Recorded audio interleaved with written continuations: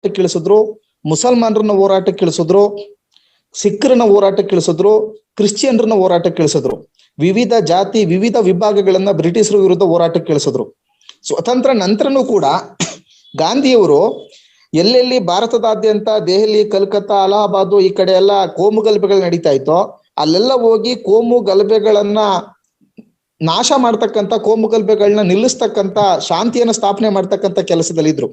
1947 August 15 ದೇಶದ ಎಲ್ಲ ಕಡೆ ಸ್ವತಂತ್ರವನ್ನು ಆಚರಣೆ ಮಾಡ್ತಾ ಇದ್ರೆ ಗಾಂಧಿ ಆ ಸ್ವತಂತ್ರದ ಆಚರಣೆಯಲ್ಲಿ ಭಾಗಿಯಾಗುವುದಕ್ಕೆ ಆಗದೇನೆ ಅವರು ಕೋಮು ಗಲಭೆಗಳಲ್ಲಿ ನೊಂದಿರ್ತಕ್ಕಂಥ ಜನರ ಸಾಂತ್ವನ ಹೇಳುವುದಕ್ಕೆ ಮತ್ತು ಶಾಂತಿ ಸ್ಥಾಪನೆಗೆ ಅವರು ಅಂತ ಒಂದು ವಿಜಯದಲ್ಲಿ ಪಾಲ್ಗೊಳ್ಳದೇನೆ ಆ ಕೆಲಸಗಳಲ್ಲಿ ಅವರು ನಿರತರಾಗಿದ್ರು.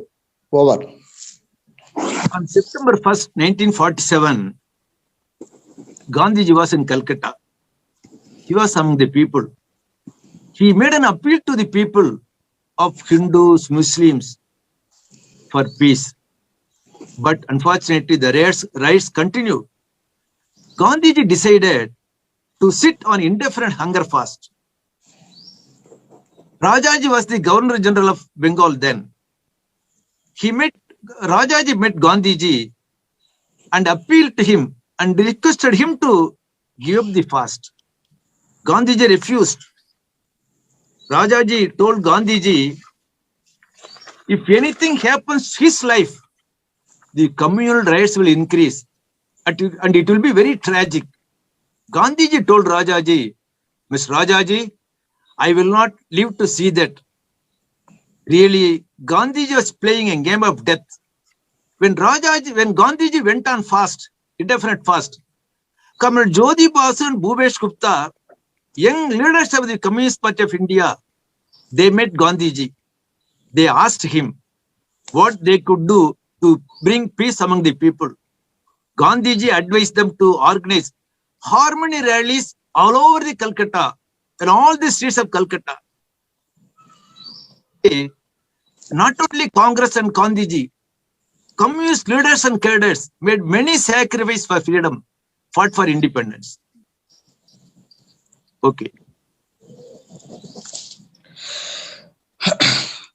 ಸೆಪ್ಟೆಂಬರ್ 1, 1947 ಇಸ್ವಿನಲ್ಲಿ ಕಲ್ಕತ್ತಾದಲ್ಲಿ ಗಾಂಧಿ ಇದ್ರು.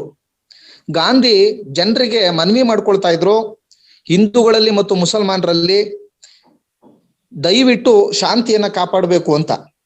ಆದ್ರೆ ಕೋಮು ಗಲಭೆಗಳು ನಡೀತಾ ಇದ್ವು. ಇದರಿಂದ ಬೇಜಾರ ಮಾಡ್ಕೊಂಡಂತ ಗಾಂಧಿಯವರು ಈ ಕೋಮು ಗಲಭೆಗಳನ್ನ ನಿಲ್ಲಿಸುವ ಉದ್ದೇಶಕ್ಕಾಗಿ ಅನಿರ್ದಿಷ್ಟಾವಧಿ ಉಪವಾಸವನ್ನ ಪ್ರಾರಂಭ ಮಾಡಿದ್ರು.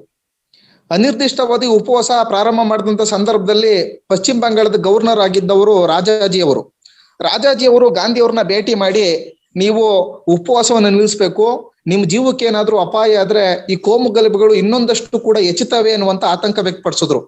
ಅವಾಗ ಗಾಂಧಿಯವರು ಅವ್ರಿಗೆ ಹೇಳ್ತಾರೆ, ಕೋಮು ಗಲಭೆಗಳು ಹೆಚ್ಚಾದ್ರೆ ಅಂತ ಒಂದು ಸನ್ನಿವೇಶವನ್ನ ನೋಡುವುದಕ್ಕಾಗಿ ನಾನು ಇರುವುದಕ್ಕೆ ಬಯಸೋದಿಲ್ಲ, ನಾನು ಬದುಕುವುದಕ್ಕೆ ಬಯಸೋದಿಲ್ಲ ಅಂತ ಹೇಳ್ತಾರೆ. ಅದೇ ಸಂದರ್ಭದಲ್ಲಿ ಕಮ್ಯುನಿಸ್ಟ್ ಯುವ ಕಾರ್ಯಕರ್ತರು ಮುಖಂಡರಾಗಿದ್ದಂತ ಜ್ಯೋತಿ ಬಸು ಮತ್ತು ಭೂಪೇಶ್ ಗುಪ್ತಾ ಅವರು ಗಾಂಧಿಯವ್ರನ್ನ ಭೇಟಿ ಮಾಡಿ ಈ ಕೋಮು ಗಲಭೆಗಳನ್ನ ನಿಲ್ಲಿಸ್ಬೇಕು ಅಂತ ಹೇಳಿದ್ರೆ ನಾವೇನ್ ಮಾಡ್ಬೇಕು ಅಂತ ಕೇಳ್ತಾರೆ. ಅದಕ್ಕೆ ಗಾಂಧಿಯವರು ಹೇಳ್ತಾರೆ, ಎಲ್ಲಾ ಕಡೆ ಸೌಹಾರ್ದ ರ್ಯಾಲಿಯನ್ನ ಮಾಡಿ ಅಂತ. ಹಾಗೆ ಕಲ್ಕತ್ತಾದ ಎಲ್ಲಾ ಕಡೆ ಸೌಹಾರ್ದ ರ್ಯಾಲಿಯನ್ನ ಆಯೋಜನೆ ಮಾಡ್ತಾರೆ. ಸ್ವತಂತ್ರ ಹೋರಾಟಕ್ಕಾಗಿ ಕಾಂಗ್ರೆಸ್ ಮತ್ತು ಗಾಂಧಿ ಯಾವ ರೀತಿ ತ್ಯಾಗ ಮಾಡಿದ್ರೋ ಅದೇ ರೀತಿ ಕಮ್ಯುನಿಸ್ಟರು ಕೂಡ ಹಲವು ತ್ಯಾಗಗಳನ್ನ ಮಾಡಿದ್ದಾರೆ. Over. After 2 days of Gandhi's indefinite fast, hunger fast, peace returned. Calcutta became very calm. Then Governor General Mountbatten said, Gandhiji achieved what even our army could not achieve. RSS thought, as long as Gandhiji was alive, as long as his old man was alive, he would not allow communal riots to continue. He would not allow communal riots in the country. That was why RSS decided to kill Gandhiji. Okay.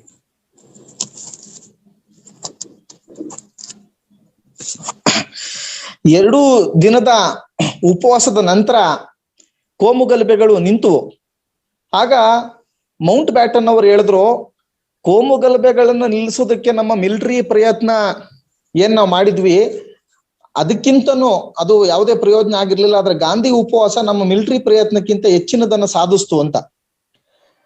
ಈ RSS ಈ ಕೋಮು ಗಲಭೆಗಳು ನಿರಂತರವಾಗಿ ಇರಬೇಕು, ಅದು ಇನ್ನೊಂದಷ್ಟು ವಿಭಜನೆಯನ್ನು ಉಂಟು ಮಾಡಬೇಕು ಅಂತ ಬಯಸಿತ್ತು.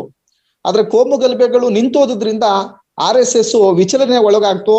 ಆ ಕಾರಣಕ್ಕಾಗಿನೇ ಗಾಂಧಿಯವ್ರನ್ನ ಕೊಲ್ಲುವುದಕ್ಕೆ ಅದು ನಿರ್ಧಾರ ಮಾಡ್ತು.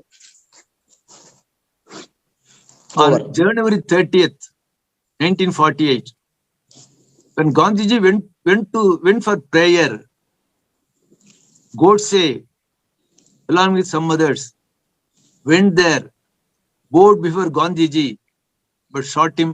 Gandhiji was killed. Immediately after this unfortunate killing fire, Pandit Nehru, Jawaharlal Nehru went there, Mountbatten went there, Patel went there. Then immediately Pandit Jawaharlal Nehru, Prime Minister of the country, got on a vehicle and appealed to the people saying, Gandhiji was killed by a Hindu. Because if there is any news spread that Gandhiji was killed by a Muslim, then it would have been a great tragic. Again, communal rights will erupt. It was a fact that Nehru appealed to the people saying, be calm. Gandhiji was killed by a Hindu. Okay. ಜನವರಿ 30, 1948ನೇ ಇಸ್ವಿನಲ್ಲಿ ಗಾಂಧೀಜಿ ಪ್ರಾರ್ಥನೆಗೆ ಹೋಗ್ತಾ ಇರುವಂತ ಸಂದರ್ಭದಲ್ಲಿ ಗೋಡ್ಸೆ ಮತ್ತು ಅವರ ಸ್ನೇಹಿತರು ಗಾಂಧೀಜಿಯವ್ರನ್ನ ಕೊಲೆ ಮಾಡಿದ್ರು. ಗಾಂಧೀಜಿಯವ್ರನ್ನು ಕೊಲೆಯಾದ ತಕ್ಷಣನೇ ನೆಹರು ಮತ್ತು ಪಟೇಲ್ ಅವರು ಸ್ಥಳಕ್ಕೆ ಹೋದ್ರು.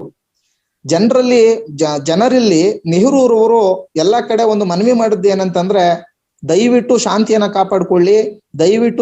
ಕಾಪಾಡ್ಕೊಳ್ಳಿ, ಗಾಂಧೀಜಿಯವರು ಕೊಂದಿರತಕ್ಕಂತ ವ್ಯಕ್ತಿ ಹಿಂದೂ ಆಗಿದ್ದಾರೆ ಅಂತ. ಯಾಕೆಂದ್ರೆ ಮುಸ್ಲಿಂ ಏನಾದ್ರೂ ಕೊಂದಿದ್ರೆ, ಕೊಲೆಗಾರ ಮುಸ್ಲಿಂ ಆಗಿದ್ದಿದ್ರೆ ಕೋಮುಗಲಭೆಗಳು ಹೆಚ್ಚಾಗ್ತಕ್ಕಂತ ಒಂದು ಅವಕಾಶ ಇತ್ತು. ಆ ರೀತಿ ಒಂದು ಸಂದೇಶ ಹೋಗ್ಬಾರ್ದು, ಹಿಂದೂಯಿಂದ ಕೊಲೆಯಾಗಿದ್ದಾರೆ ಗಾಂಧೀಜಿ ಅಂತಕ್ಕಂಥ ಮಾಹಿತಿಯನ್ನ ನೆಹರು ಹೇಳ್ಬೇಕಾಗಿ ಬಂತು. Over. Now I would like to explain the background in which India's constitution was framed. During and after the Second World War, including India, majority of the colonial countries got independence. Hitler's fascism was defeated by the Red Army of USSR. Hence, the framers of the constitution decided that democracy should be the bedrock of the constitution. In the background of communal riots and the assassination of Gandhiji, it was decided that the constitution should be secular. Likewise, they decided, framers of the constitution decided, constitution should be federal and self-reliance also. Okay. ನಾನು ಈ ಸಂವಿಧಾನ ರಚನೆಯಾದ ಈ ಹಿನ್ನೆಲೆಯನ್ನ ತಿಳಿಸ್ಲಿಕ್ಕೆ ನಾನು ಬಯಸ್ತೇನೆ. ಎರಡನೇ ಮಹಾಯುದ್ಧದ ಸಂದರ್ಭದಲ್ಲಿ ಬಹುತೇಕ ವಸಾಹತು ದೇಶಗಳು ಸ್ವತಂತ್ರವನ್ನು ಪಡೆದವು. ಸೋವಿಯತ್ ರಷ್ಯಾದ ಕೆಂಪು ಸೇನೆ ಹಿಟ್ಲರ್ನ ಸೋಲಿಸ್ತು. ಅವಾಗ ಈ ಸ್ವತಂತ್ರ ಪಡೆದಂತ ನಮ್ಮ ದೇಶ ಬಹಳ ಮುಖ್ಯವಾಗಿ ಪ್ರಜಾಪ್ರಭುತ್ವ ಅಂತಕ್ಕಂಥದ್ದು ಸಂವಿಧಾನದ ಅಡಿಪಾಯ ಆಗಿರ್ಬೇಕು. ಸಂವಿಧಾನದ ಒಂದು ಅಡಿಪಾಯ ಧರ್ಮನಿರಪೇಕ್ಷ ಆಗಿರ್ಬೇಕು. ಸಂವಿಧಾನ ಒಂದು ಒಕ್ಕೂಟ ವ್ಯವಸ್ಥೆ ಆಧಾರದಲ್ಲಿ ಇರಬೇಕು. ಮತ್ತು ನಮ್ಮ ದೇಶದ ಸ್ವಾವಲಂಬನೆ ಅಂತಕ್ಕಂಥದ್ದು ನಮ್ಮ ಸಂವಿಧಾನದ ಮೂಲಭೂತ ಆಧಾರ ಆಗಿರ್ಬೇಕು ಅಂತ ನಮ್ಮ ಅವತ್ತಿನ ಜನ ಚಿಂತಿಸಿದ್ರು. Over. When we say that BJP wants to destroy the constitution, what does it mean? Destroying the 4 pillars of the constitution, that is secular democracy, federalism, social justice, and self-reliance and economic sovereignty. The motivation behind all this is only to establish Hindu Rashtra in India. This is the agenda of the RSS. Okay. ನಾವು ಈ BJP ಅವರು ದೇಶದ ಸಂವಿಧಾನವನ್ನ ನಾಶ ಮಾಡ್ತಾ ಇದ್ದಾರೆ ಅಂತ ನಾವ್ ಹೇಳುದು ಅಂತಂದ್ರೆ ಅರ್ಥ, ನಮ್ಮ ಸಂವಿಧಾನದ 4 ಆಧಾರಗಳೇನಿವೆ, ಅದು ಧರ್ಮನಿರಪೇಕ್ಷ ಪ್ರಜಾಪ್ರಭುತ್ವ, ಒಕ್ಕೂಟ ವ್ಯವಸ್ಥೆ ಮತ್ತು ಸಮಾಜವಾದ ಸ್ವಾವಲಂಬನೆ, ಆರ್ಥಿಕತೆ, ಈ 4 ಆಧಾರ ಸ್ತಂಭಗಳನ್ನ ನಾಶ ಮಾಡ್ತಾರೆ ಅಂತ ಅದರ ಅರ್ಥ. ಈ 4 ಆಧಾರ ಸ್ತಂಭಗಳನ್ನ ನಾಶ ಮಾಡೋರು ಏನ್ ಮಾಡ್ತಾರೆ ಅಂದ್ರೆ ಅವರು ಹಿಂದೂ ರಾಷ್ಟ್ರವನ್ನ ಸ್ಥಾಪನೆ ಮಾಡ್ತಾರೆ. Over. Bharatiya Janata Party is not an ordinary party. It's not an ordinary bourgeois party. Bharatiya Janata Party is led by fascistic RSS, Rashtriya Sevak Sangh. When BJP comes to power, RSS gets access to government machineries. Through the government machineries, RSS and BJP government have been trying to change the character of the Indian Republic. The character of Indian Republic is basically secular, basically federal, basically. Now the BJP and RSS through the government machineries are trying to Republic, change it into Hindu Rashtra. BJP has been trying to make India as Hindu Rashtra or Hindutva country.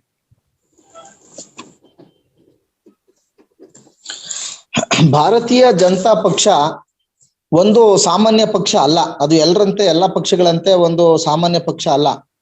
ಅದು ಒಂದು ಕೇವಲ ಸಾಮಾನ್ಯ ಬೂರ್ಜೋ ಪಕ್ಷ ಮಾತ್ರ ಅಲ್ಲ. ಅದು fascist RSS ನ ನೇತೃತ್ವದಲ್ಲಿರ್ತಕ್ಕಂಥ ಒಂದು ಪಕ್ಷ. ಬಿಜೆಪಿ ಅಧಿಕಾರಕ್ಕೆ ಬಂದ ನಂತರ RSS ಸರ್ಕಾರಿ ಯಂತ್ರದ ಮೇಲೆ ಒಂದು ಹಿಡಿತವನ್ನ ಸ್ಥಾಪನೆ ಮಾಡುವ ಒಂದು ಅವಕಾಶ ಇವತ್ತು ಸಿಕ್ಕಿದೆ.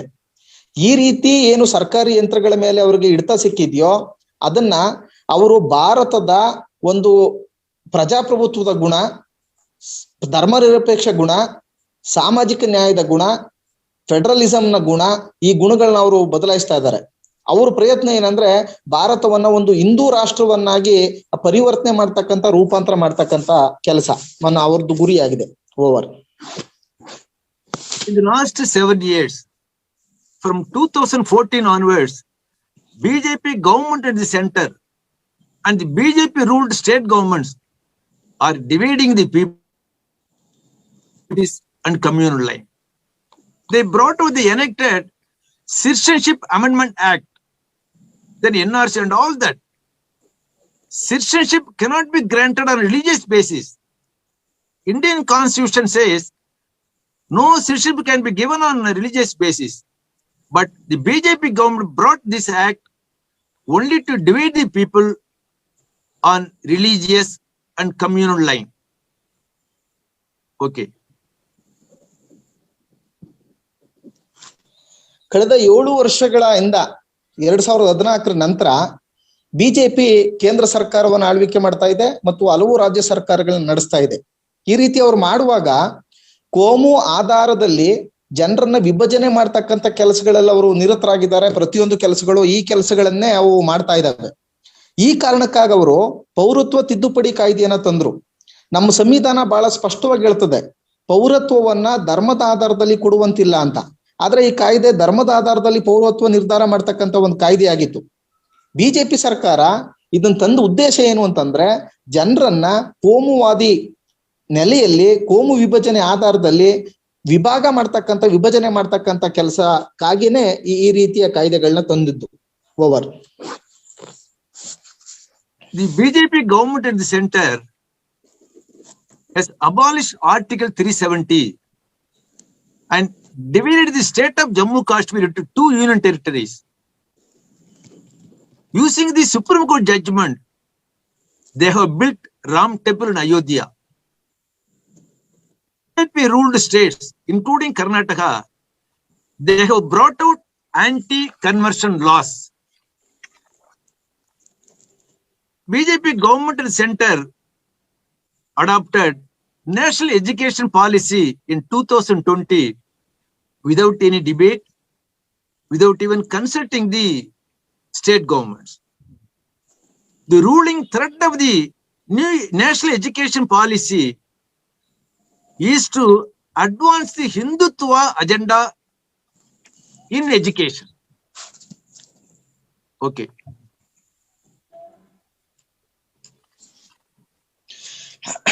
ಬಿಜೆಪಿ ಕೇಂದ್ರದಲ್ಲಿ ಬಿಜೆಪಿ ಸರ್ಕಾರ ಆರ್ಟಿಕಲ್ 370 ರದ್ದು ಮಾಡ್ತು. ಮಾತ್ರ ಅಲ್ಲ, ಜಮ್ಮು ಕಾಶ್ಮೀರವನ್ನ 2 ಟೆರಿಟರಿಗಳಾಗಿ ಕೇಂದ್ರಾಡಳಿತ ಪ್ರದೇಶಗಳನ್ನಾಗಿ ವಿಭಜನೆ ಮಾಡ್ತು. ಸುಪ್ರೀಂ ಕೋರ್ಟ್ ತೀರ್ಪನ್ನ ಉಪಯೋಗಿಸಿ ಅಯೋಧ್ಯೆಯಲ್ಲಿ ರಾಮ ಮಂದಿರವನ್ನ ಕಟ್ತು. ಕರ್ನಾಟಕ ಸೇರಿದಂತೆ ಹಲವು ಕಡೆ ಮತಾಂತರ ನಿಷೇಧ ಕಾಯ್ದೆಗಳನ್ನ ತಂತು. ರಾಷ್ಟ್ರೀಯ ಶಿಕ್ಷಣ ನೀತಿ 2020 ಅಂತ ಯಾವುದೇ ಚರ್ಚೆ ಇಲ್ಲದೆ ರಾಜ್ಯಗಳ ಜೊತೆ ಯಾವ ಸಮಾಲೋಚನೆಯೂ ಮಾಡದೇನೆ ತರ್ತು. ಹಿಂದುತ್ವ ಅಜೆಂಡವನ್ನ ಶಿಕ್ಷಣದಲ್ಲಿ ಹೇರಿಕೆ ಮಾಡುವುದು ಉದ್ದೇಶಕ್ಕಾಗಿನೇ ಈ ರಾಷ್ಟ್ರೀಯ ಶಿಕ್ಷಣ ನೀತಿ 2020 ಬಂದಿರತಕ್ಕಂಥದ್ದು. Power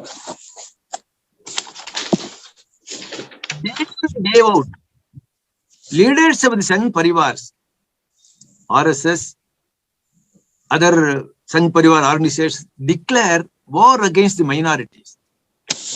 You all know recently Hindu priests met at Haridwar.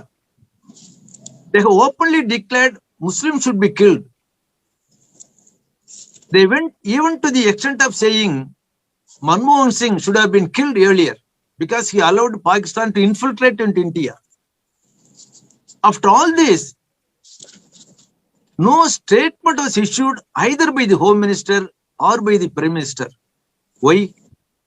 This is all to create a great debate between Hindus and Muslims. They want to polarize the people into Hindus and Muslims. So this kind of campaign, this kind of attempt is being made by the BJP RSS only to polarize the Indian people on religious line.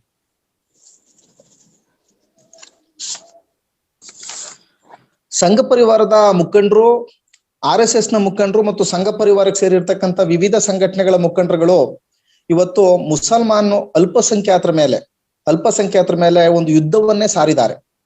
ಇತ್ತೀಚೆಗೆ ಹರಿದ್ವಾರದಲ್ಲಿ ನಡೆದ ಹಿಂದೂ ಸಂತರ ಸಭೆಯಲ್ಲಿ ಮುಸಲ್ಮಾನರನ್ನ ಸಾಯಿಸ್ಬೇಕು ಅಂತ ಹೇಳಿ ಬಹಿರಂಗವಾಗಿ ಕರೆ ಕೊಡ್ಲಾಯ್ತು.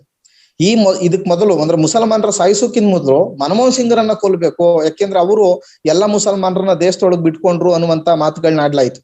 ಇಷ್ಟೆಲ್ಲ ಆದ್ರೂ ದೇಶದ ಗೃಹ ಮಂತ್ರಿ ಆಗ್ಲಿ ಪ್ರಧಾನ ಮಂತ್ರಿ ಆಗ್ಲಿ ಹೇಳಿಕೆ ಕೊಡ್ಲಿಲ್ಲ. ಯಾಕೆ ಅಂದ್ರೆ ಇದು ಜನರನ್ನ ವಿಭಜಿಸುತ್ತೆ. ಧರ್ಮದ ಆಧಾರದಲ್ಲಿ ಜನರನ್ನ ವಿಭಜಿಸ್ತಕ್ಕಂಥದ್ದು ಈ ಸರ್ಕಾರಗಳಿಗೆ ಬೇಕಾಗಿದೆ, ಇವ್ರ ಉದ್ದೇಶ ಆಗಿದೆ. ಆ ಕಾರಣಕ್ಕಾಗಿ ಇದಕ್ಕೆ ಅವ್ರು ಪ್ರತಿಕ್ರಿಯಿಸ್ತಿಲ್ಲ. Over. Whoever opposes all these communal activities of the BJP government at the center, whoever comes forward to fight against all this, they will be arrested and put behind bars in jails. Sedition cases will be foisted against them. Come out on bail. To suppress the dissent, to suppress the opposition, they have amended UAPA Act, Unlawful Activities Prevention Act. It's a draconian act. If anybody is arrested under this act, if they file a case against anybody, the person who is arrested or put behind bars, he has to prove that he is not a terrorist. This is a very draconian law. They have brought out National Investigating Agency also.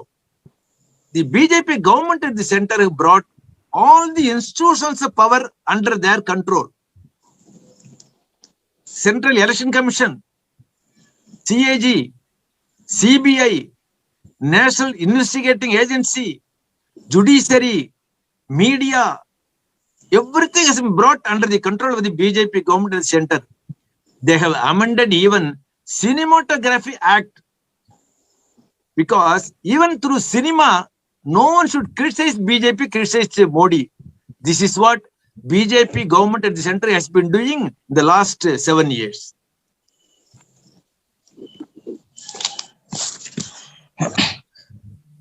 ಯಾರ್ಯಾರು ಈ ಕೋಮು ಸಿದ್ಧಾಂತವನ್ನು ವಿರೋಧ ಮಾಡ್ತಾ ಇದ್ದಾರೋ, ಈ ಕೋಮು ವಿಭಜನೆ ಸರ್ಕಾರದ ಧೋರಣೆಯನ್ನ ಖಂಡಿಸ್ತಾ ಇದ್ದಾರೋ, ಅವರೆಲ್ಲರನ್ನು ಕೂಡ ಜೈಲಿನಲ್ಲಿ ಇಡ್ತಾ ಇದ್ದಾರೆ.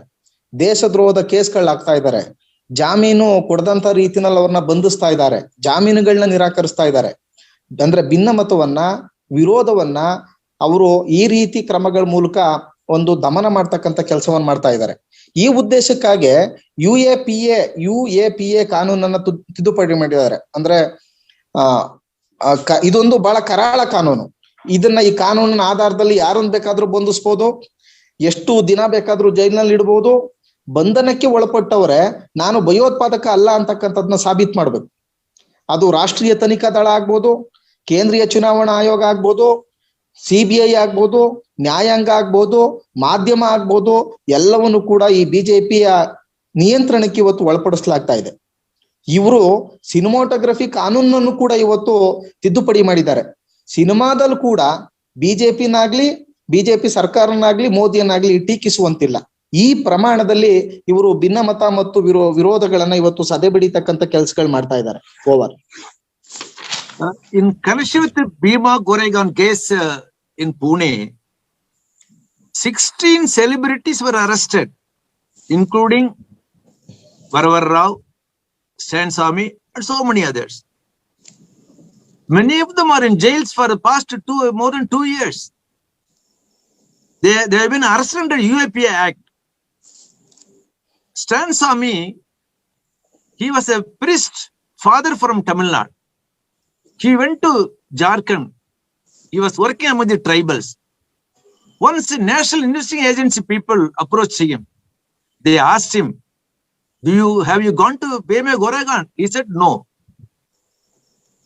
Are you connected with the Maoists? He said no.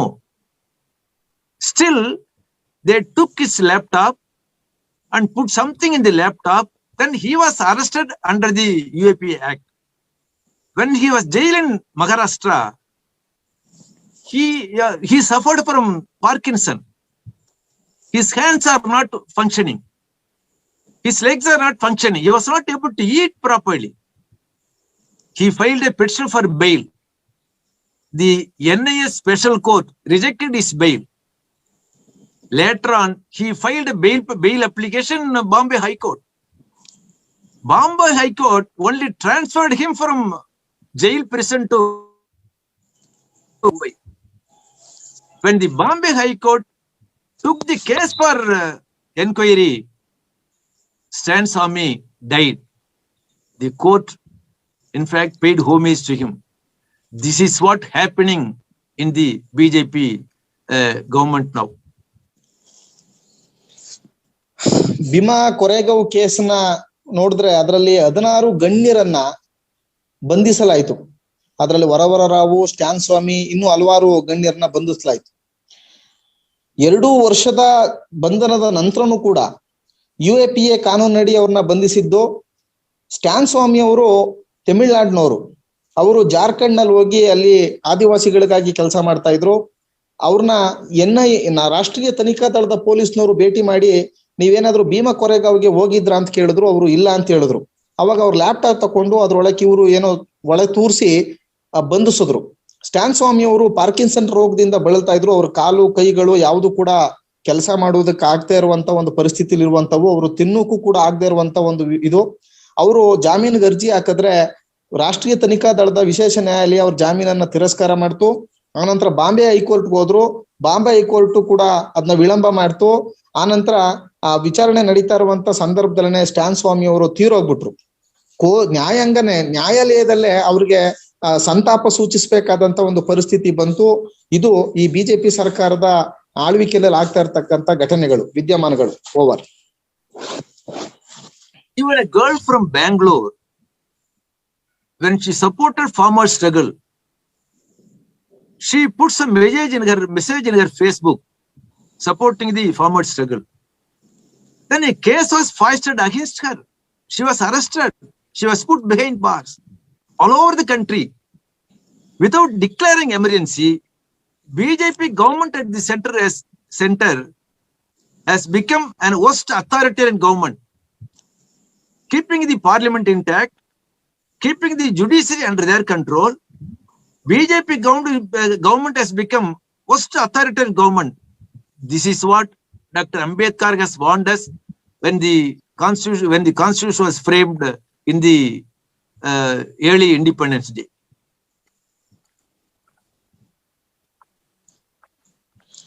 Okay. ಬೆಂಗಳೂರಿನ ಒಂದು ಹುಡುಗಿ ರೈತ ಹೋರಾಟವನ್ನ ಬೆಂಬಲಿಸಿ ಫೇಸ್ಬುಕ್ ನಲ್ಲಿ ಕೆಲವು ಮಾಹಿತಿಗಳನ್ನ ಹಂಚ್ಕೊಂಡ್ರು. ಆ ಕಾರಣಕ್ಕಾಗಿ ಅವ್ರನ್ನ ಜೈಲಲ್ಲಿ ಇಡ್ಲಾಯ್ತು. ಇವತ್ತು ಇಡೀ ದೇಶದಲ್ಲಿ ಯಾವ ರೀತಿ ಪರಿಸ್ಥಿತಿ ಇದೆ ಅಂತ ಹೇಳಿದ್ರೆ, ತುರ್ತು ಪರಿಸ್ಥಿತಿಯನ್ನ ಘೋಷಣೆ ಮಾಡ್ದೇನೆ ಸರ್ವಾಧಿಕ್ರಮಗಳನ್ನ ಅನುಸರಣೆ ಮಾಡ್ತಕ್ಕಂಥದ್ದಿದೆ. ಇವತ್ತು ಸ್ವತಂತ್ರ ನಂತರದ ಅತ್ಯಂತ ಹೆಚ್ಚು ಸರ್ವಾಧಿಕಾರಿ ಒಂದು ಆಳ್ವಿಕೆಯ ಒಂದು ಪಕ್ಷವಾಗಿ ಸರ್ಕಾರವಾಗಿ ಇವತ್ತು ಬಿಜೆಪಿ ಸರ್ಕಾರದ ಆಡಳಿತ ಇದೆ. ಇದನ್ನೇ ಅಂಬೇಡ್ಕರ್ ಅವರು ಸ್ವತಂತ್ರ ಬಂದ ಕೆಲವೇ ದಿನಗಳಲ್ಲಿ ಏನ್ ಹೇಳಿದ್ರು ಅಂದ್ರೆ ಈ ಸಂವಿಧಾನವನ್ನ ಉಪಯೋಗಿಸ್ಕೊಂಡು ಅಂದ್ರೆ ತಮ್ಮ ಆಳ್ವಿಕೆಯಲ್ಲಿ ಸರ್ಕಾರದ ಈ ಸಂವಿಧಾನದ ಉಪಯೋಗದ ಬಂದಂತ ಅಧಿಕಾರವನ್ನು ಉಪಯೋಗಿಸ್ಕೊಂಡು ಸರ್ವಾಧಿಕ್ರಮಗಳನ್ನ ಅನುಸರಣೆ ಮಾಡ್ತಕ್ಕಂಥದಕ್ಕೆ ಅವಕಾಶ ಯಾವ ರೀತಿ ಮಾಡ್ತಾರೆ, ದುರುಪಯೋಗ ಪಡಿಸ್ಕೋತಾರೆ ಅಂತಕ್ಕಂಥದ್ನ ಅಂಬೇಡ್ಕರ್ ಅವರು ಎಚ್ಚರಿಸಿದ್ರು. Over. Constituent Assembly, Dr. Ambedkar in his last speech has cautioned the people of our country. He said, the working of the Constitution does not depend upon the document itself. Then what? Ultimately, it depends on those who comes to power to rule the country at the center.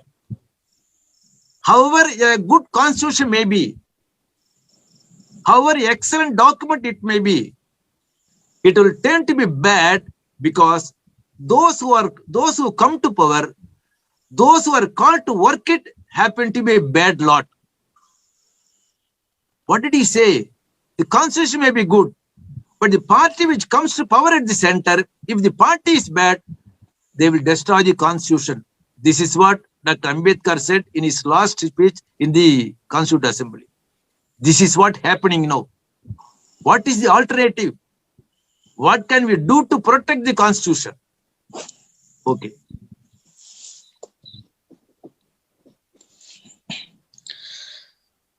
ಸಂವಿಧಾನ ಅಸೆಂಬ್ಲಿಯ ತನ್ನ ಕಡೆ ಭಾಷಣದಲ್ಲಿ doctor Ambedkar ಅವರು ಈ ಸಂವಿಧಾನದಲ್ಲಿ ಅಡಕವಾಗಿರ್ತಕ್ಕಂಥ ಒಂದು ಅತ್ಯುತ್ತಮ ಅಂಶಗಳ ಆಧಾರದ ಮೇಲೆ ಅದು ಸಂವಿಧಾನದ ಆಳ್ವಿಕೆ ತೀರ್ಮಾನ ಆಗುವುದಿಲ್ಲ.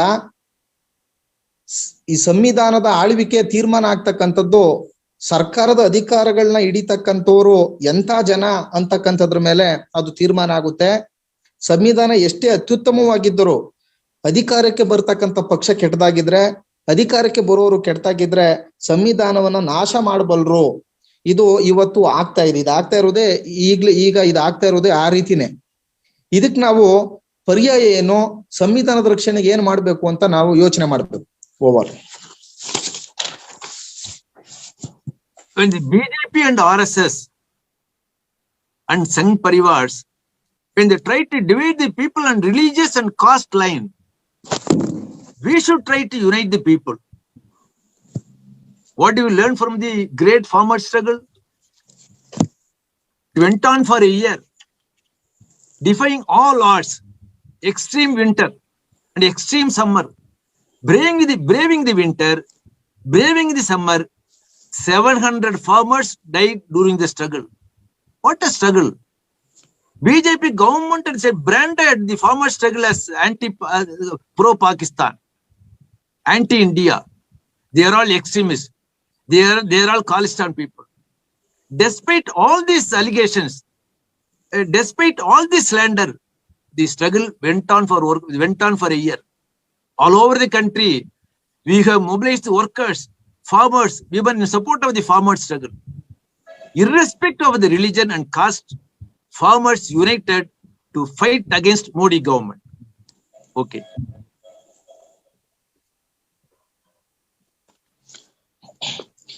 ಬಿಜೆಪಿ ಮತ್ತು RSS ಸಂಘ ಪರಿವಾರ ಜನರನ್ನ ವಿಭಜಿಸೋದಕ್ಕೆ ಅವರು ಪ್ರಯತ್ನ ಪಡ್ತಾರೆ. ಅವಾಗ ನಾವು ಜನರನ್ನ ಒಗ್ಗೂಡ್ಸೋಕೆ ನಾವು ಪ್ರಯತ್ನ ಮಾಡ್ಬೇಕು. ರೈತ ಹೋರಾಟ ಇವತ್ತು ಎಲ್ರಿಗೂ ಚೆನ್ನಾಗಿ ಗೊತ್ತಿದೆ ಯಾವ ರೀತಿ ಒಂದು ಒಗ್ಗಟ್ಟಿನ ಹೋರಾಟವನ್ನ ಅದು ರೂಪಿಸ್ತು ಅಂತ. ಎಂತ ಒಂದು ಚಳಿ ಇರ್ಲಿ, ಎಂತ ಒಂದು ಬಿಸಿರ್ಲಿ, ಆ ತರದ ಒಂದು ವಿಪರೀತ ಪ್ರಮಾಣದ ಒಂದು ಸಂದರ್ಭ ಇದ್ದಾಗ್ಯೂ ಕೂಡ ರೈತ ಹೋರಾಟ ಬಹಳ ದೊಡ್ಡ ಪ್ರಮಾಣದಲ್ಲಿ ನಡೀತು.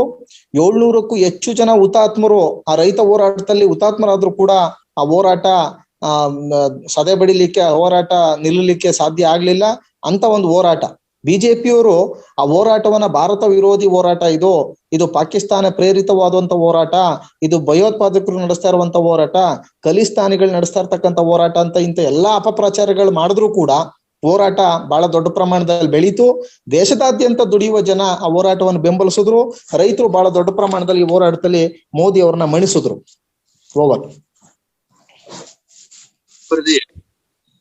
especially in Muzaffarnagar, there was worst communal riots in 2013. 52 people were killed. 32 of them were Muslims and 20 of them were Hindus. The Hindu farmers are Jats. Then Muslim farmers are also there.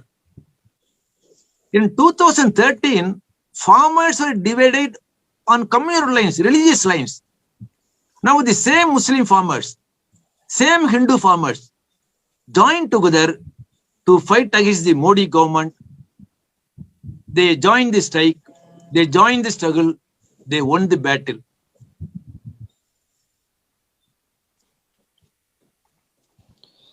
ವಿಶೇಷವಾಗಿ ಮುಜಫರ್ ನಗರದಲ್ಲಿ 2013ರಲ್ಲಿ ಅದು ಒಂದು ಅತ್ಯಂತ ಕೆಟ್ಟ ಕೋಮು ಗಲಭೆಗಳಿಗೆ ತುತ್ತಾಗಿದ್ದಂತ ಒಂದು ನಗರ ಆಗಿತ್ತು. ಆ ಕೋಮು ಗಲಭೆನಲ್ಲಿ 52 ಜನ ತೀರೋಗಿದ್ರು. ಅದರಲ್ಲಿ 33 ಜನ ಮುಸಲ್ಮಾನರು, 20 ಜನ ಹಿಂದೂಗಳು. ಆದ್ರೆ ಇಂಥ ಒಂದು ಧರ್ಮದ ಆಧಾರದಲ್ಲಿ ವಿಭಜನೆಗೊಂಡಿದ್ದಂತ ಒಂದು ಪ್ರದೇಶದಲ್ಲಿ ಮುಸ್ಲಿಂ ರೈತರು, ಹಿಂದೂ ರೈತರು ಎಲ್ಲರೂ ಒಟ್ಟಾಗಿ, ಇದೇ ಹಿಂದೂಗಳು ಇದೇ ಮುಸಲ್ಮಾನರು ರೈತ ಹೋರಾಟದಲ್ಲಿ ಒಗ್ಗೂಡಿದ್ರು. ಮೋದಿ ಸರ್ಕಾರದ ವಿರುದ್ಧ ಹೋರಾಟ ಮಾಡಿದ್ರು. Over. BJP government at the center went not only against the farmers, against the aggregate laborers, against the farming community. Now they're destroying, they're abrogating the rights of the employees also. I would like to explain. BJP government, after coming to power at the center, they're implementing new liberal economic reforms at a breakneck speed. There has been alarming rise in unemployment and poverty. But loans of corporate companies like Adani's and Ambani's worth over 10 lakh crores of rupees have been written off. Okay. BJP ಸರ್ಕಾರ ಕೇಂದ್ರದಲ್ಲಿ ಅಧಿಕಾರಕ್ಕೆ ಬಂದ್ಮೇಲೆ ಅದು ರೈತ ಸಮುದಾಯಕ್ಕೆ ವಿರುದ್ಧವಾಗಿ ಮಾತ್ರನೇ ಅದು ಹೋಗ್ತಾ ಇಲ್ಲ. ಈ ಬಿಜೆಪಿ ಸರ್ಕಾರ ಬಂದ್ಮೇಲೆ ನವೋದಾರೀಕರಣ ಧೋರಣೆಗಳನ್ನ ಅತ್ಯಂತ ವೇಗವಾಗಿ ತಡೆಯಿಲ್ಲದೆ ಜಾರಿ ಮಾಡ್ಲಾಗ್ತಾ ಇದೆ. ರೈತರಿಗೆ ಮಾರಕ ಆಗ್ತಕ್ಕಂಥ ಕ್ರಮಗಳನ್ನ ತೆಗೆದುಕೊಳ್ತಾ ಇರುವಾಗ್ಲೇನೆ ಈ ಕಾರ್ಪೊರೇಟ್ ಮಾಲೀಕರುಗಳಾಗಿರ್ತಕ್ಕಂಥ ಅದಾನಿ ಮತ್ತು ಅಂಬಾನಿ ಅವ್ರಿಗೆ 10 ಲಕ್ಷ ಕೋಟಿ ಸಾಲವನ್ನ ಮನ್ನಾ ಮಾಡಿರ್ತಕ್ಕಂಥ ಕ್ರಮವನ್ನು ಅನುಸರಿಸಿದೆ. Over. During the pandemic, especially during the 2016-2020, the corporate company Adani's net worth increased by 750%. Mukesh Ambani's net worth increased by 350%. Likewise, all the corporate companies have earned, they have looted money. Number of billionaires have increased. What do we say on this? The BJP government in center, Modi government, is a government of corporate communal nexus. The corporate companies are supporting Modi. Modi is supporting their cause.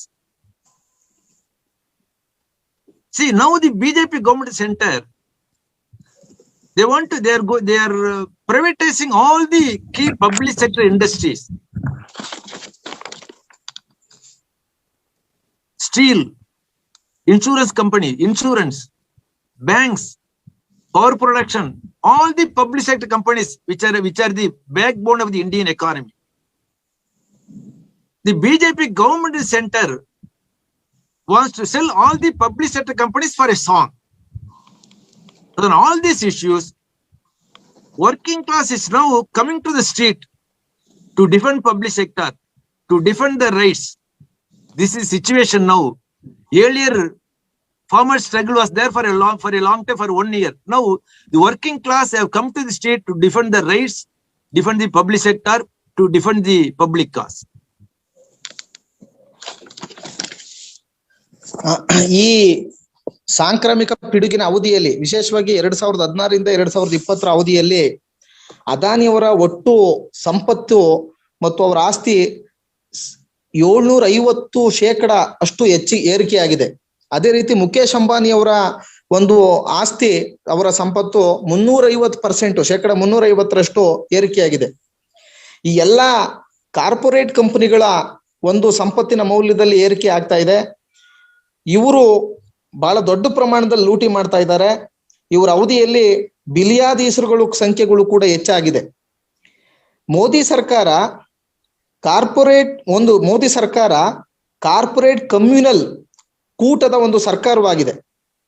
Corporate ಕಂಪನಿಗಳು ಮೋದಿ ಅವ್ರನ್ನ ಬೆಂಬಲಿಸಿದ್ರೆ, ಮೋದಿ ಅವರು corporate ಹಿತಾಸಕ್ತಿಯನ್ನ ಬೆಂಬಲಿಸ್ತಾ ಇದ್ದಾರೆ. ಆ ಕಾರಣಕ್ಕಾಗಿ ಬಹಳ ಮುಖ್ಯವಾದಂತ ಕ್ಷೇತ್ರಗಳ ಎಲ್ಲ ವಲಯಗಳು, ಸಾರ್ವಜನಿಕ ವಲಯಗಳನ್ನ ಇವತ್ತು ಖಾಸಗೀಕರಣ ಮಾಡಲಾಗ್ತಾ ಇದೆ. ಅದು ಉಕ್ಕು, ವಿಮೆ, ಬ್ಯಾಂಕು, ಇವೆಲ್ಲ ಸಾರ್ವಜನಿಕ ಉದ್ದಿಮೆಗಳನ್ನ ಖಾಸಗೀಕರಣ ಮಾಡ್ತಾ ಇದೆ. ಭಾರತದ ಆರ್ಥಿಕತೆಯ ಬೆನ್ನೆಲುಬಾಗಿರ್ತಕ್ಕಂಥ ಈ ಸಾರ್ವಜನಿಕ ಉದ್ದಿಮೆಗಳ ಖಾಸಗೀಕರಣ ಬಿಜೆಪಿ ಸರ್ಕಾರ ಬಹಳ ದೊಡ್ಡ ವೇಗವಾಗಿ ಮಾಡ್ತಾ ಇದೆ. ಈ ಎಲ್ಲ ಕಾರಣಕ್ಕಾಗಿ ಇವತ್ತು ದುಡಿಯುವ ವರ್ಗ ಖಾಸಗೀಕರಣದ ವಿರುದ್ಧ ತಮ್ಮ ಬದುಕಿನ ರಕ್ಷಣೆಗಾಗಿ ಇವತ್ತು ಬೀದಿಗೆ ಬರ್ತಾ ಇರ್ತಕ್ಕಂಥ ಒಂದು ಸಂದರ್ಭ ಸೃಷ್ಟಿಯಾಗಿದೆ. ಈ ಮೊದಲು 1 ವರ್ಷದಷ್ಟು ದೀರ್ಘಕಾಲ ರೈತರು ಹೋರಾಟ ಮಾಡಿದ್ದನ್ನ ನಾವು ನೋಡಿದೀವಿ. ಈಗ ಕಾರ್ಮಿಕರು ಒಂದು ಬಹಳ ದೊಡ್ಡ ಸಂಖ್ಯೆಯಲ್ಲಿ ಬೀದಿಗೆ ಇಳಿಯುವಂತ ಒಂದು ಪರಿಸ್ಥಿತಿಗೆ ಇವತ್ತು ಸಿದ್ಧ ಆಗಿದೆ ಅಂತಕ್ಕಂಥದ್ದನ್ನ ಗಮನಿಸ್ಬೇಕು. Over. CITU, AITUC, 8 central trade unions and all India federations of bank employees, insurance, have given a call for 2 days all India strike on February 23rd and 24th. The strike is not for wage increase. It is not for dearness allowance. It's not for bonus. They are demanding more allocation for health, more allocation for education, more allocation for agriculture and so on. They are demanding the withdrawal of excise duty on petrol and diesel. They are demanding the withdrawal of amendments to labor laws. Okay. CITU, AITUC ಸೇರಿದಂತೆ 10 ಕೇಂದ್ರೀಯ ಕಾರ್ಮಿಕ ಸಂಘಟನೆಗಳು February 23, 24 2 ದಿನದ ಸಾರ್ವತ್ರಿಕ ಮುಷ್ಕರಕ್ಕೆ ಕರೆ ಕೊಟ್ಟಿವೆ. ಈ ರೀತಿ ಸಾರ್ವತ್ರಿಕ ಮುಷ್ಕರದ ಕರೆ ಕೊಟ್ಟಿರ್ತಕ್ಕಂಥದ್ದು ಅವ್ರ ವೇತನ ಹೆಚ್ಚಳಕ್ಕಲ್ಲ, ಅವರ ತುಟ್ಟಿ ಭತ್ಯೆ ಹೆಚ್ಚಳಕ್ಕಲ್ಲ, ಅವರ ಬೋನಸ್ಗಾಗಿ ಅಲ್ಲ. ಬದಲಾಗಿ ಆರೋಗ್ಯಕ್ಕೆ ಹೆಚ್ಚು ಅನುದಾನ ಒದಗಿಸ್ಬೇಕು ಅಂತ, ಶಿಕ್ಷಣಕ್ಕೆ ಹೆಚ್ಚು ಅನುದಾನ ಒದಗಿಸ್ಬೇಕು ಅಂತ, ಕೃಷಿಗೆ ಹೆಚ್ಚಿನ ಅನುದಾನ ಒದಗಿಸ್ಬೇಕು ಅಂತ ಮಾತ್ರ ಅಲ್ಲ, ಡೀಸೆಲ್ ಪೆಟ್ರೋಲ್ ಮೇಲಿನ ಅಬಕಾರಿ ಸುಂಕಗಳನ್ನ ಕಡಿಮೆ ಮಾಡಬೇಕು, ಕಾರ್ಮಿಕ ಸಂಹಿತೆಗಳಿಗೇನು ಇವತ್ತು ತಂದಿದಿರೋ ಕಾರ್ಮಿಕ ಕಾನೂನುಗಳನ್ನ ನಾಶ ಮಾಡಿ ಅದನ್ನ ರದ್ದು ಮಾಡಬೇಕು ಅನ್ನುವಂತ ವಿಷಯದ ಮೇಲೆ ಈ ಸಾರ್ವತ್ರಿಕ ಮುಷ್ಕರ ನಡೀತಾ ಇದೆ. Over. In 2020,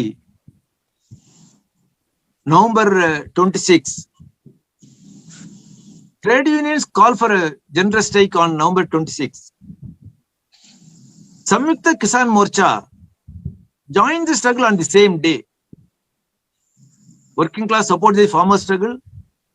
Farmer struggle went on for a year. Now, the BJP government is center. They could not suppress the struggle. They could not divert the struggle. Finally, they came down and 3 farm laws were repealed. Now, the workers, trade unions, central federations, they have given a call for 2 days strike on February 23rd and 24th. Now, the Samyukta Kisan Morcha, they have issued a statement saying, when the farmer struggle was going on, all the working class, all the central trade unions, all the central federation supported farmer struggle. So now in turn, Samyukta Kisan Morcha has decided they would support the February 23rd, 24th strike, a call given by the trade unions. They have appealed to the farmers and the agriculture laborers in the rural areas. On 23rd, 24th February, entire villages in the country, rural areas, they will observe Bandh on 23rd, 24th February. So, the strike on 23rd, 24th February, it's going to be joint strike, joint struggle by farmers and working class. Okay.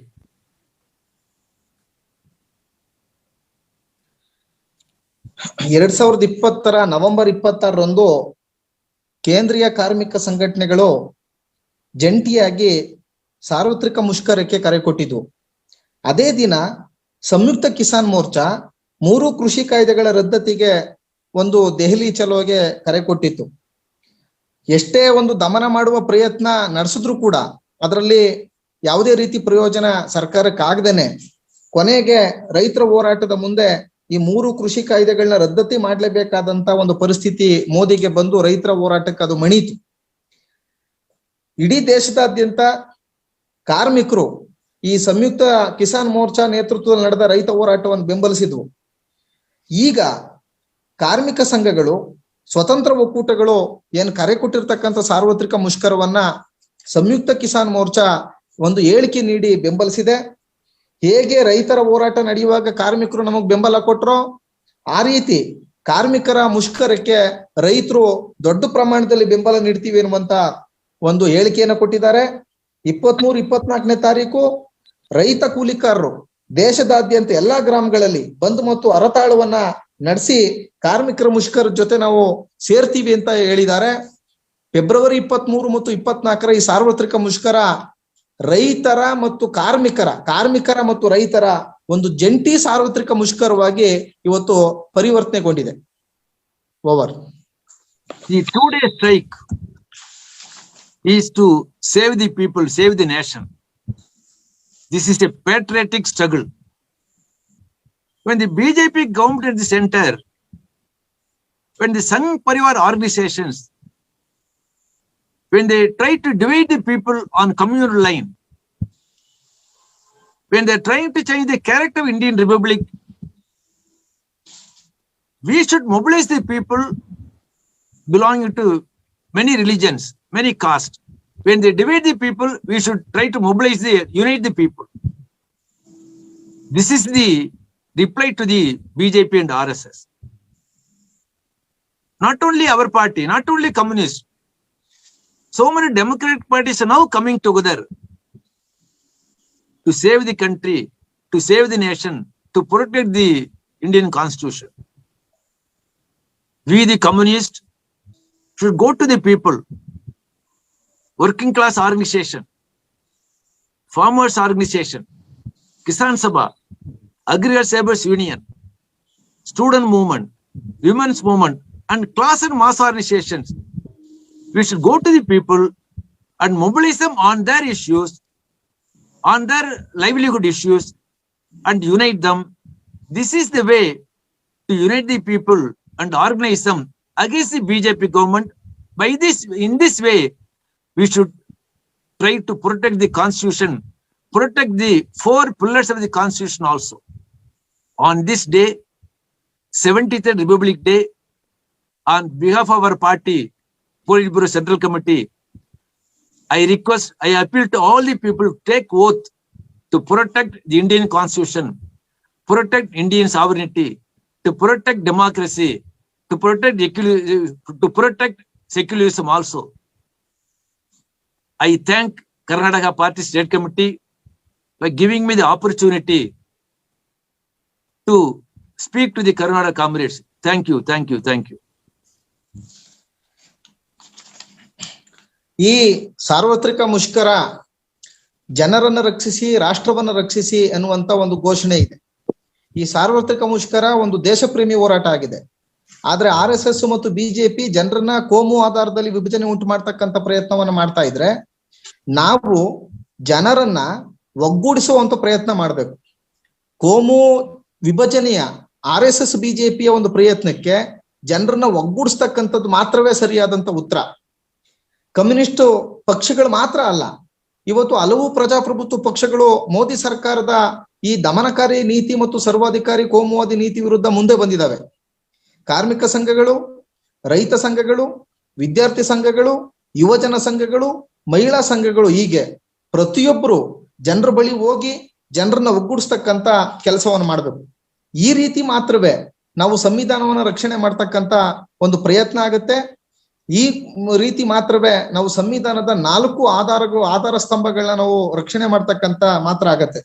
ಹಂಗಾಗಿ ನಾನು ಇವತ್ತು ಈ ಗಣತಂತ್ರದ ಇವತ್ತಿನ ದಿನ ಎಲ್ಲರಲ್ಲೂ ಕೂಡ ನಾನು ಮನವಿ ಮಾಡ್ಕೊಳ್ಳೋದೇನು ಅಂತಂದ್ರೆ, ನಾವು ಒಂದು ಪ್ರತಿಜ್ಞೆಯನ್ನ ಸ್ವೀಕಾರ ಮಾಡಬೇಕು.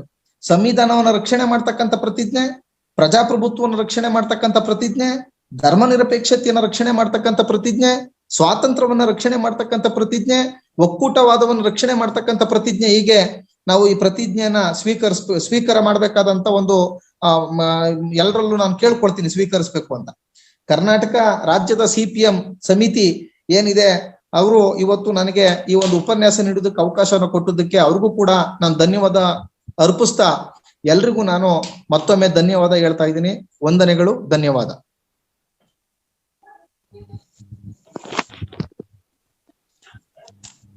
ಕಾಮ್ರೇಡ್ ರಾಮಕೃಷ್ಣನ್ ಅವ್ರಿಗೆ ಕರ್ನಾಟಕ ರಾಜ್ಯ ಸಮಿತಿ ಪರವಾಗಿ ಧನ್ಯವಾದಗಳು. ಸಂಗಾತಿಗಳು ಯಾರಾದ್ರೂ ಈ ಉಪನ್ಯಾಸಕ್ಕೆ ಸಂಬಂಧಪಟ್ಟು ಪ್ರಶ್ನೆಗಳನ್ನ ಏನಾದ್ರು ಕೇಳಲಿಕ್ಕಿದ್ರೆ ಪ್ರಶ್ನೆಗಳನ್ನ ಕೇಳಬೇಕು ಅಂತ ವಿನಂತಿ ಮಾಡ್ತಾ ಇದ್ದೀನಿ. Comrade Prakash.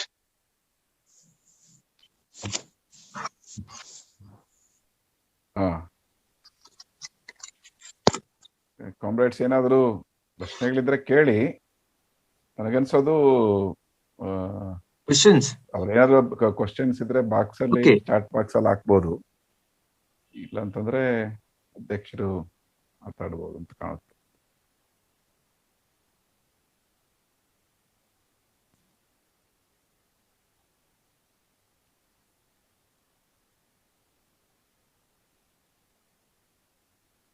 Okay, I think no questions ಪ್ರಶ್ನೆಗಳಿಲ್ಲ. ಈ ಸಭೆಯ ಅಧ್ಯಕ್ಷತೆಯನ್ನು ವಹಿಸಿರ್ತಕ್ಕಂಥ ಕಾಮ್ರೇಡ್ ಯು ಬಸವರಾಜ್ ಅವರು ಮಾತಾಡ್ಬೇಕು ಅಂತ ನಾನು ವಿನಂತಿ ಮಾಡ್ಕೊಳ್ತೀನಿ. ಕಾಮ್ರೇಡ್ಸ್, ಇವತ್ತು ಎಲ್ರಿಗೆ ಮತ್ತೊಮ್ಮೆ ಕರ್ನಾಟಕ ರಾಜ್ಯ ಸಮಿತಿಯ ಪರವಾಗಿ ಜನಗಣ ರಾಜ್ಯೋತ್ಸವದ ಶುಭಾಶಯಗಳನ್ನ ಕಳಿಸ್ತಾ ಇದ್ದೀನಿ. ಈಗಾಗಲೇ ಸಾಕಷ್ಟು ಈ ಗಣರಾಜ್ಯದ ಮಹತ್ವ ಮತ್ತು ಸಂವಿಧಾನದ ರಚನೆಯ ಹಿನ್ನೆಲೆ, ಸಂವಿಧಾನದಲ್ಲಿ ಏನೇನೆಲ್ಲ ಒಳಗೊಂಡಿದೆ ಮತ್ತು ಆ ಸಂವಿಧಾನವನ್ನ ಈ ಬಲಪಂಥೀಯ ತಿರುವು ಪಡೆದಿರ್ತಕ್ಕಂಥ ರಾಜಕಾರಣ ಅದು ಹೇಗೆ ಇವತ್ತು ದೇಶದಲ್ಲಿ ಬಿಜೆಪಿ ನೇತೃತ್ವದಲ್ಲಿ RSS ನಾಯಕತ್ವದಲ್ಲಿ ನಮ್ಮ ಸಂವಿಧಾನಾತ್ಮಕ ಸಂಸ್ಥೆಗಳನ್ನ ಮತ್ತು ಪ್ರಜಾಪ್ರಭುತ್ವವನ್ನ, ಪ್ರಜಾಸತ್ತಾತ್ಮಕ ಸಂಸ್ಥೆಗಳನ್ನ, ಹಾಗೇನೆ ಒಂದು ಸಾರ್ವಭೌಮತೆಗೆ ಧಕ್ಕೆ ತರುವಂತ ಕೆಲಸವನ್ನ ಅದು ಹೇಗೆ ಮಾಡ್ತಾ ಇದೆ ಅಂತಕ್ಕಂಥ ವಿವರವಾದಂತ ಮಾಹಿತಿಯನ್ನ ಕಾಮ್ರೇಡ್ ಜಿ ರಾಮಕೃಷ್ಣ ಅವರು ನಮ್ಗೆ ಒದಗಿಸಿಕೊಟ್ಟಿದ್ದಾರೆ. ಸೊ ಹಾಗೇನೆ ಇದನ್ನ ಎದುರಿಸುವಂತ ವಿಧಾನ ಏನು, ಮತ್ತೆ ಇದನ್ನ ಹೇಗೆ ಈ ದೇಶದ ರೈತರು ಎದುರಿಸಿ ಹಿಮ್ಮೆಟ್ಟಿಸಿದ್ರು ಅಂತಕ್ಕಂತ ಒಂದು ಉದಾಹರಣೆಯನ್ನು ಕೊಡುತ್ತಾ, ಮುಂಬರ್ತಕ್ಕಂಥ ದಿನಗಳಲ್ಲಿ ಕೂಡ ಆ ರೀತಿಯ ಈ ಒಂದು ಚಾಲೆಂಜ್ ಅನ್ನ, ಈ ಒಂದು ಸವಾಲನ್ನ ನಾವು ಸ್ವೀಕಾರ ಮಾಡಬೇಕು. ಮುಂಬರ್ತಕ್ಕಂಥ ಫೆಬ್ರವರಿ 22, 23 ಕೆಲವನ್ನ ಅತ್ಯಂತ ಯಶಸ್ವಿಯಾಗಿ ಅದನ್ನ ನಡೆಸೋದ್ರ ಮೂಲಕ ನಾವು ಅದಕ್ಕೆ ಸರಿಯಾದಂತ ಉತ್ತರವನ್ನು ಕೊಡೋದಕ್ಕೆ ಸಜ್ಜಾಗ್ಬೇಕು. ಜನ ಚಳವಳಿ ಮಾತ್ರವೇ ಅದಕ್ಕೆ ಒಂದು ಸರಿಯಾದಂತ ಉತ್ತರ ಆಗ್ತದೆ ಅಂತ ಹೇಳಿ ಕಾಮ್ರೇಡ್ ಜಿ ರಾಮಕೃಷ್ಣ ಅವರು ನಮ್ಗೆ ತಿಳುವಳಿಕೆಯನ್ನ ಕೊಟ್ಟಿದ್ದಾರೆ. ಸೊ ಅವರಿಗೆ ನಾನು ಮತ್ತೊಮ್ಮೆ ಧನ್ಯವಾದಗಳನ್ನ ಹೇಳ್ತಾ ಇದ್ದೀನಿ. ಕರ್ನಾಟಕದಲ್ಲಿ ಕೂಡ ಕರ್ನಾಟಕ ಸರ್ಕಾರ, ಬಿಜೆಪಿ ಸರ್ಕಾರ ಹೇಗೆ ಅಧಿಕಾರಕ್ಕೆ ಬಂತು ಅಂತಕ್ಕಂಥ ಅಂಶ ನಿಮ್ಗೆಲ್ಲ ಗೊತ್ತಿದೆ. ಕಳೆದ ವಿಧಾನಸಭಾ ಚುನಾವಣೆಯಲ್ಲಿ ಕರ್ನಾಟಕದ ಜನತೆ ಬಿಜೆಪಿಗೆ ಅಧಿಕಾರವನ್ನ ಮಾಡಬೇಕು ಅಂತೇಳಿ ಜನಾದೇಶವನ್ನ ಕೊಟ್ಟಿರ್ಲಿಲ್ಲ. ಆದ್ರೆ ಇವತ್ತು ಬಿಜೆಪಿ ಏನು ಅಧಿಕಾರದಲ್ಲಿದ್ದಂತ ಮೈತ್ರಿ ಸರ್ಕಾರ ಏನು, ಕಾಂಗ್ರೆಸ್ ಮತ್ತು JDS ನ ಮೈತ್ರಿ ಸರ್ಕಾರ ಏನಿತ್ತು, ಆ ಮೈತ್ರಿ ಸರ್ಕಾರದ MLAಗಳನ್ನ ಆಪರೇಷನ್ ಕಮಲದ ಮೂಲಕ ಖರೀದಿ ಮಾಡಿ ಕೇಂದ್ರ ಸರ್ಕಾರ ಮತ್ತು ರಾಜ್ಯ ಸರ್ಕಾರ ರಾಜ್ಯಪಾಲರ ಕಚೇರಿಯನ್ನ ದುರುಪಯೋಗ ಮಾಡಿ ಇವತ್ತು ಬಲವಂತವಾಗಿ ಸರ್ಕಾರವನ್ನು ನಡೆಸ್ತಾ ಇರತಕ್ಕಂಥದ್ದನ್ನ ನಾವು ನೋಡ್ತಾ ಇದ್ದೀವಿ. ಸೊ ಆ ರೀತಿಯ ಅಧಿಕಾರಕ್ಕೆ ಬಂದಂತ ಸರ್ಕಾರ ಇವತ್ತು ರಾಜ್ಯವನ್ನ ಕೂಡ ಈ ಕಾರ್ಪೊರೇಟ್ ಕಂಪನಿಗಳಿಗೆ ಒತ್ತೆ ಇಡತಕ್ಕಂಥದ್ದು ಒಂದು ಕಡೆಗೆ, ಇನ್ನೊಂದು ಕಡೆಗೆ ಜನತೆಯನ್ನ ಒಡೆದಾಡುವಂತ ಒಂದು ಕೆಲಸಕ್ಕೆ ವಿಶೇಷವಾದಂತ ಒತ್ತು ಕೊಡ್ತಾ ಇರ್ತಕ್ಕಂಥದನ್ನು ಕೂಡ ನಾವು ನೋಡ್ತಾ ಇದ್ದೀವಿ. ಕೇಂದ್ರ ಸರ್ಕಾರ ರೈತರ ಹೋರಾಟಕ್ಕೆ ಮಣಿದು ಇವತ್ತು ಕೃಷಿ ವಿರೋಧಿಯಾಗಿರ್ತಕ್ಕಂಥ, ರೈತ ವಿರೋಧಿ ಆಗಿರ್ತಕ್ಕಂಥ ಕೃಷಿ ಕಾಯ್ದೆಗಳನ್ನ, ಕಾರ್ಪೊರೇಟ್ ಕಂಪನಿಗಳ ಪರವಾಗಿರ್ತಕ್ಕಂಥ 3 ಕೃಷಿ ಕಾಯ್ದೆಗಳನ್ನ ಅವ್ರು ವಾಪಸ್ ತಕ್ಕೊಂಡು, ಆದ್ರೆ ಕರ್ನಾಟಕ ಸರ್ಕಾರ ಈಗಲೂ ಕೂಡ ಆ ಒಂದು 3 ಕೃಷಿ ಕಾಯ್ದೆಗಳನ್ನ ಕರ್ನಾಟಕದಲ್ಲಿ ಜಾರಿ ಮಾಡ್ಲಿಕ್ಕೆ ಅಂತೇಳಿ ಪ್ರಯತ್ನ ಮಾಡಿದಂತ 3 ಕಾಯ್ದೆಗಳೇನಿದಾವೆ, ಬಹಳ ಮುಖ್ಯವಾಗಿ ಭೂ ಸುಧಾರಣಾ ತಿದ್ದುಪಡಿ ಕಾಯ್ದೆ 2020, APMC ತಿದ್ದುಪಡಿ ಕಾಯ್ದೆ 2020, ಅದೇ ರೀತಿಯಲ್ಲಿ ಜಾನುವಾರು ಹತ್ಯೆ ನಿಷೇಧ ತಿದ್ದುಪಡಿ ಕಾಯ್ದೆ 2020, ಈ 3 ಕಾಯ್ದೆಗಳನ್ನ ಇವತ್ತು ವಾಪಸ್ ತೆಗೆದುಕೊಳ್ಳದೇನೆ ನಿರ್ಲಜ್ಜ ರೀತಿಯಲ್ಲಿ ಅದನ್ನ ಜಾರಿಗೊಳಿಸ್ತಾ ಇರ್ತಕ್ಕಂಥದ್ದು ನಾವು ನೋಡ್ತಾ ಇದೀವಿ.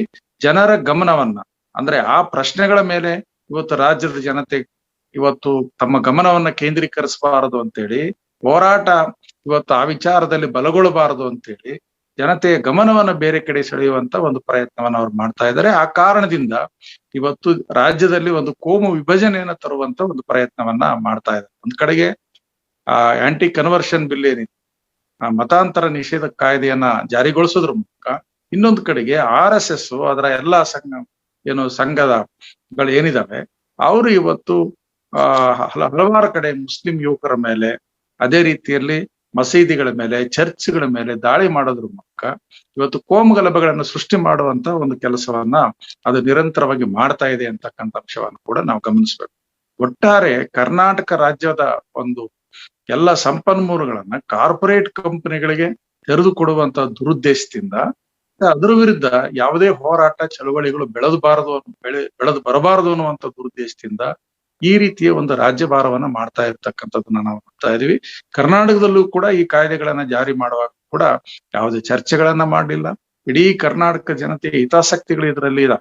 ಹಾಗೇನೆ ಕೇಂದ್ರ ಸರ್ಕಾರ ಜಾರಿಗೆ ತಂದಂತ ಈ ಕಾರ್ಮಿಕ ವಿರೋಧಿ ಕಾಯ್ದೆಗಳೇನಿದೆ, ಆ ಕಾರ್ಮಿಕ ವಿರೋಧಿ ಕಾರ್ಮಿಕ ಸಂಹಿತೆಗಳ ರೂಲ್ಸ್ ಕೂಡ ಇಲ್ಲಿ ಪಾಸ್ ಮಾಡುವಂತ ಒಂದು ಪ್ರಯತ್ನವನ್ನು ಕೂಡ ಅವ್ರು ಮಾಡ್ತಾ ಇದ್ದಾರೆ ಅಂತಕ್ಕಂಥ ಅಂಶವನ್ನು ಕೂಡ ನಾವು ಗಮನಿಸ್ಬೇಕು.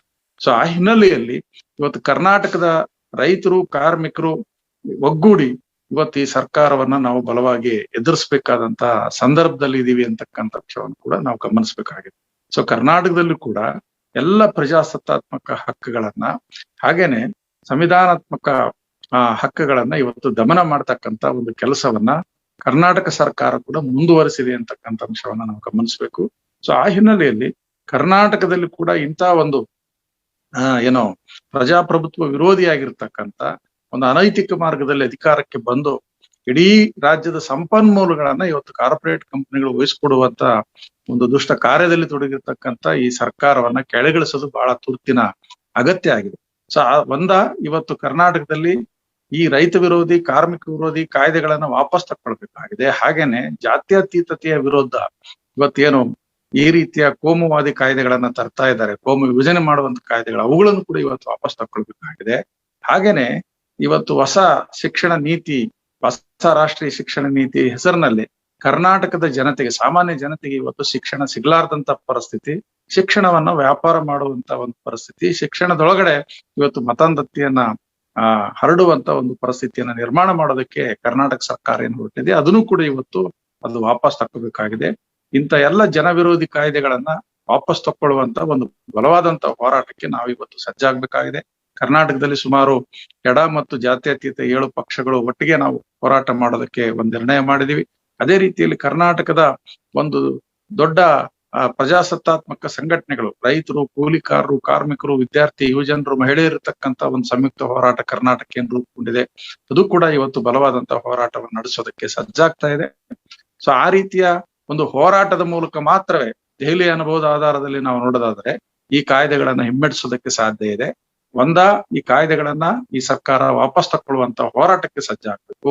ಇಲ್ಲ ಅಂತ ಹೇಳಿದ್ರೆ ಈ ಒಂದು ಸರ್ಕಾರವನ್ನ ಅಧಿಕಾರದಿಂದ ಕೆಳಗಿಳಿಸುವಂತ ಒಂದು ಕರ್ತವ್ಯವನ್ನ ನಾವು ನಿಭಾಯಿಸಬೇಕಾಗಿದೆ. ಸೊ ಆದ್ರಿಂದ CPIM ಪಕ್ಷದ ಮೇಲೆ ಹೆಚ್ಚಿನ ಹೊಣೆಗಾರಿಕೆ ಇದೆ ಕರ್ನಾಟಕದಲ್ಲಿ ಕೂಡ ಅಂತಕ್ಕಂಥ ಅಂಶವನ್ನು ಕೂಡ ನಾನು ಈ ಸಂದರ್ಭದಲ್ಲಿ ನೆನಪು ಮಾಡ್ಲಿಕ್ಕೆ ಬಯಸ್ತಾ ಇದ್ದೀನಿ.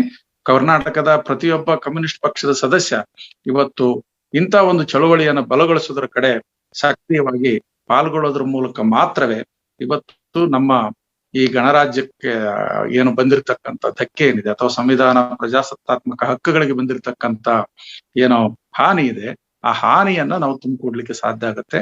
ಆ ದಿಕ್ಕಿನಲ್ಲಿ ಕರ್ನಾಟಕದಲ್ಲಿ ಚಳವಳಿಯನ್ನ ಬಲಗೊಳಿಸೋದಕ್ಕೆ ನಾವೆಲ್ಲರೂ ಒಂದು ದೃಢವಾದಂತ ಪ್ರತಿಜ್ಞೆಯನ್ನ ಮಾಡೋಣ ಅಂತ ಹೇಳಿ ಈ ಒಂದು ಕಾರ್ಯಕ್ರಮಕ್ಕೆ ನಮ್ಮ ಪಕ್ಷದ ರಾಜ್ಯ ಸಮಿತಿಯ ಕರೆಯ ಮೇರೆಗೆ ಕಾಮ್ರೇಡ್ ಜಿ ರಾಮಕೃಷ್ಣನ್ ಅವರು, ನಮ್ಮ ಪಕ್ಷದ ಪಾಲಿಟ್ ಬ್ಯೂರೋ ಸದಸ್ಯರು, ಇವತ್ತು ನಮ್ಮ ಒಂದು ಉಪನ್ಯಾಸ ಕೊಟ್ಟು ನಮ್ಮ ತಿಳುವಳಿಕೆಯನ್ನು ಹೆಚ್ಚು ಮಾಡುವಂತ ಒಂದು ಕೆಲಸ ಮಾಡಿದ್ದಾರೆ. ಅವರಿಗೆ ನಾನು ರಾಜ್ಯ ಸಮಿತಿಯ ಪರವಾಗಿ ಅನಂತ ಧನ್ಯವಾದಗಳನ್ನ ಹೇಳ್ತಾ ಇದ್ದೀನಿ. ಅದೇ ರೀತಿಯಲ್ಲಿ ಇವತ್ತು ಈ ಒಂದು ಕಾಮ್ರೇಡ್ ಜಿ ರಾಮಕೃಷ್ಣ ಅವರ ಒಂದು ಉಪನ್ಯಾಸವನ್ನ ಕನ್ನಡಕ್ಕೆ ಬಹಳ ಉತ್ತಮವಾಗಿ ತರ್ಜುಮೆ ಮಾಡಿಕೊಟ್ಟಿರ್ತಕ್ಕಂಥ ನಮ್ಮ ಸಂಗಾತಿ ಕಾಮ್ರೇಡ್ ಟಿ ಯಶವಂತ್ ಅವರಿಗೂ ಕೂಡ ನಾನು ಧನ್ಯವಾದಗಳನ್ನ ತಿಳಿಸ್ತಾ ಇದ್ದೀನಿ. ಒಟ್ಟಾಗಿ ಇವತ್ತು ಚಳುವಳಿಯನ್ನ ಬಲಗೊಳಿಸೋದ್ರ ಮೂಲಕ ಬಿಜೆಪಿಗೆ ಒಂದು ಸರಿಯಾದಂತ ಉತ್ತರವನ್ನು ಕೊಡೋದಕ್ಕೆ ನಾವೆಲ್ಲ ಸಜ್ಜಾಗೋಣ ಅಂತ ಹೇಳಿ ನನ್ನ ಮಾತನ್ನು ಮುಗಿಸ್ತಾ ಇದ್ದೇನೆ. ಕಾಮ್ರೇಡ್ ಪ್ರಕಾಶ್. ಕಾಮ್ರೇಡ್ ಬಸವರಾಜ್ ಅವರಿಗೆ ಧನ್ಯವಾದಗಳು. ಈಗಾಗಲೇ ತಿಳಿಸಿದಂಗೆ ಇವತ್ತಿನ ಈ ಉಪನ್ಯಾಸವನ್ನು ನಾವು ಮುಗಿಸ್ತಾ ಇದ್ದೇವೆ. ಪಕ್ಷದ ರಾಜ್ಯ ಸಮಿತಿಯ ತೀರ್ಮಾನದ ಭಾಗವಾಗಿ ಇದೇ ತಿಂಗಳ 30ನೇ ತಾರೀಕು ಸಂಜೆ 6:30ಗೆ ಭಾರತದ ಒಂದು ಬಹುತ್ವದ ಪ್ರಶ್ನೆ ಏನಿದೆ ಅದು ಇವತ್ತು ಸವಾಲಿಗೆ ಒಳಗಾಗಿದೆ. ಆ ಹಿನ್ನೆಲೆ ಒಳಗಡೆಯಲ್ಲಿ ಖ್ಯಾತ ಇತಿಹಾಸಕಾರರಾದಂಥ ಡಾಕ್ಟರ್ ಎಸ್ ಚಂದ್ರಶೇಖರ್ ಅವರು ಒಂದು ಉಪನ್ಯಾಸವನ್ನು ನೀಡಲಿಕ್ಕಿದ್ದಾರೆ. ಅವತ್ತು ಭಾಗವಹಿಸಬೇಕು, ಎಲ್ಲರೂ ಕೂಡ ಬೇರೆಯವ್ರಿಗೂ ತಿಳಿಸಬೇಕು. ಮತ್ತು ಈ ನಡುವೆ 27, 28 ಮತ್ತು 29 3 ದಿನಗಳ ಕಾಲ ಬೆಂಗಳೂರಿನ ಜಿಲ್ಲಾ ಸಮಿತಿಗಳು ಬೇರೆ ಬೇರೆ ಪ್ರಶ್ನೆಗಳ ಮೇಲೆ ಭಾರತದ ಒಕ್ಕೂಟ ವ್ಯವಸ್ಥೆಗೆ ಸಂಬಂಧಪಟ್ಟಂತೆ ಮತ್ತು ಭಾರತದ ಮತನಿರಪೇಕ್ಷತೆಗೆ ಸಂಬಂಧಪಟ್ಟಂತೆ ಈ ರೀತಿಯ ವಿಚಾರಗಳ ಬಗ್ಗೆ ಕೂಡ ಉಪನ್ಯಾಸಗಳನ್ನ ಹಮ್ಮಿಕೊಂಡಿದ್ದಾವೆ. ಅದರಲ್ಲೂ ಕೂಡ ಭಾಗವಹಿಸಬೇಕು. ಅದು ಕೂಡ ಪ್ರತಿನಿತ್ಯ ಸಂಜೆ 6:30ಗೆ ನಡೆಯುತ್ತೆ. ಹಾಗಾಗಿ ಇದರಲ್ಲಿ ಹೆಚ್ಚು ಸಂಖ್ಯೆಯಲ್ಲಿ ಭಾಗವಹಿಸಬೇಕು. ಮತ್ತು ಇದು ಫೇಸ್ಬುಕ್ ಅಲ್ಲಿ, CPM ಫೇಸ್ಬುಕ್ ಅಲ್ಲಿ ಮತ್ತು ಜನಶಕ್ತಿ ಮೀಡಿಯಾಗಳಲ್ಲೂ ಕೂಡ ಅದು ಪ್ರಸಾರ ಆಗೋದ್ರಿಂದ ಅದನ್ನ ಹೆಚ್ಚೆಚ್ಚು ಹಂಚ್ಕೋಬೇಕು. ಹೆಚ್ಚು ಜನ ಇದನ್ನು ನೋಡೋ ರೀತಿಯಲ್ಲಿ, ಕೇಳೋ ರೀತಿಯಲ್ಲಿ ಮಾಡಬೇಕು ಅಂತೇಳಿ ವಿನಂತಿ ಮಾಡ್ಕೊಳ್ತೇವೆ. ಮತ್ತೊಮ್ಮೆ ಇದರಲ್ಲಿ ಭಾಗವಹಿಸಿ ಉಪನ್ಯಾಸ ನೀಡಿದಂತ comrade G Ramakrishnan, comrade I thank on behalf of CPM Karnataka State Committee, Comrade G. Ramakrishnan, Politburo member, for accepting and delivering the lecture on the importance of the Constitution and the Republic. I once again thank, and I thank ನಾನು ಮತ್ತೆ ಯಶವಂತ್ ಅವರಿಗೆ ಮತ್ತು ಅಧ್ಯಕ್ಷತೆ ವಹಿಸಿದಂತ you Basavaraj ಅವರಿಗೆ, ಭಾಗವಹಿಸಿದಂತ ಎಲ್ಲ ಸಂಗಾತಿಗಳಿಗೂ ಕೂಡ ಧನ್ಯವಾದಗಳನ್ನು ತಿಳಿಸಿ ಇವತ್ತಿನ ಈ ಉಪನ್ಯಾಸವನ್ನ ಮುಗಿಸ್ತಾ ಇದ್ದೇವೆ. ಎಲ್ಲರಿಗೂ ನಮಸ್ಕಾರ.